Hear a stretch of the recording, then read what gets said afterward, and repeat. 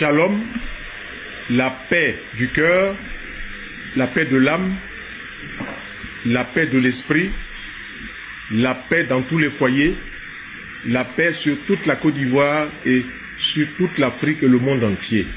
Notre séminaire de spiritualité pratique va se dérouler le dimanche 14 juin de 10h à 17h à la caisse table, la caisse stabilisation au plateau, de 10h à 17h, sur le thème la connaissance des vérités spirituelles et leur application libère et ouvre l'esprit de l'homme. Ça veut dire quoi? Que quand on vous montre les lois spirituelles, si vous les appliquez, vous êtes forcément libre parce que vous comprenez ce qu'il y a derrière les implications. Comme disait le maître Yeshua, vous connaîtrez la vérité et la vérité va vous affranchir. Oui. Dès qu'on a la connaissance et l'application des lois spirituelles, notre esprit s'ouvre et on est libre et vraiment on évolue en toute liberté dans la tête, en toute liberté mentalement, en toute liberté physiquement. Et pendant cette journée, on ne parlera que de spiritualité.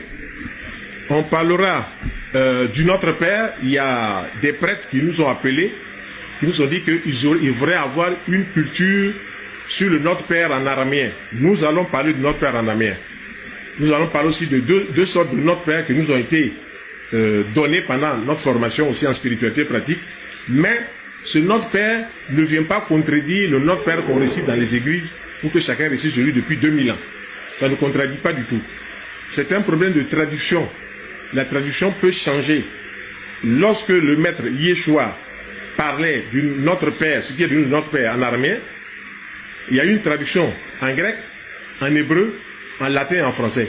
Il y a beaucoup de mots qui, évidemment, ont été perdus. Parce qu'il ne faut pas oublier que la langue araméenne est une langue stratifiée, est une langue générative. Quand on dit un mot, ça peut dire trois choses en même temps. Donc, le maître Yeshua, en parlant devant les foules, quand il utilisait le Notre Père, il utilisait le Notre Père pour les foules. Que ce que les foules pouvaient comprendre. Et quand il se retrouvait avec un cercle beaucoup plus averti, il développait, comme on dit, il allait en eau profonde. Et puis, il se retrouvait avec ses 12 apôtres. Là, il présentait le Notre Père comme un exercice spirituel. Je vais présenter les trois Notre Père. Ça ne gêne en rien ce qu'on sait. Au contraire, on devrait même féliciter l'Église chrétienne qui a parlé du Notre Père il y a 1700 ans. Parce que c'est en 325 que l'empereur Constantin a demandé à tous les ecclésiastes qui étaient là de rassembler tous ceux qui avaient des prières du maître Yeshua ici ou là pour en faire vraiment quelque chose d'unifié. Ce qui était très bien. Le maître Yeshua disait Aboun de Beshmeya. Les gens ont traduit par Notre Père qui est dans les cieux. Oui, ça c'est la traduction littérale. Mais quand on rentre dans la tradition initiatique, ce n'est plus Notre Père qui est dans les cieux, mais c'est source vitale, principe créateur, utérus cosmique. C'est pas la même chose. Voilà, c'est ce que je veux présenter pour dire que c'est une continuité dans la démarche que nous proposons. On parlera des trois Notre Père, on parlera aussi en Israël. Il y a des sons qu'on utilise aussi, des mantras, qui sont simples, doubles, triples, quadruples. Eux aussi, ils aplanissent les collines. Ils font tomber notre mur de Jéricho. On parlera de toutes ces choses-là. Donc, ce sera une journée spirituelle. On commence à 10h, on finit à 17h. Il y aura plein de choses qu'on va expliquer, des mots, des codes qu'on va expliquer. Ceux qui viendront vont bénéficier d'un savoir ésotérique que les anciens de la science initiatique, qu'on appelle les gnostiques, ont laissé. Et cela doit être connu. Nous sommes dans l'ère du Verseau. On parlera aussi des psaumes, documents que moi j'ai sur les psaumes, et on va s'attarder sur le psaume 119. Le psaume 119, il y a 176 versets. Je vais vous montrer comment 8 versets par 8 versets, on peut prendre pour faire telle chose, on peut prendre pour faire telle chose.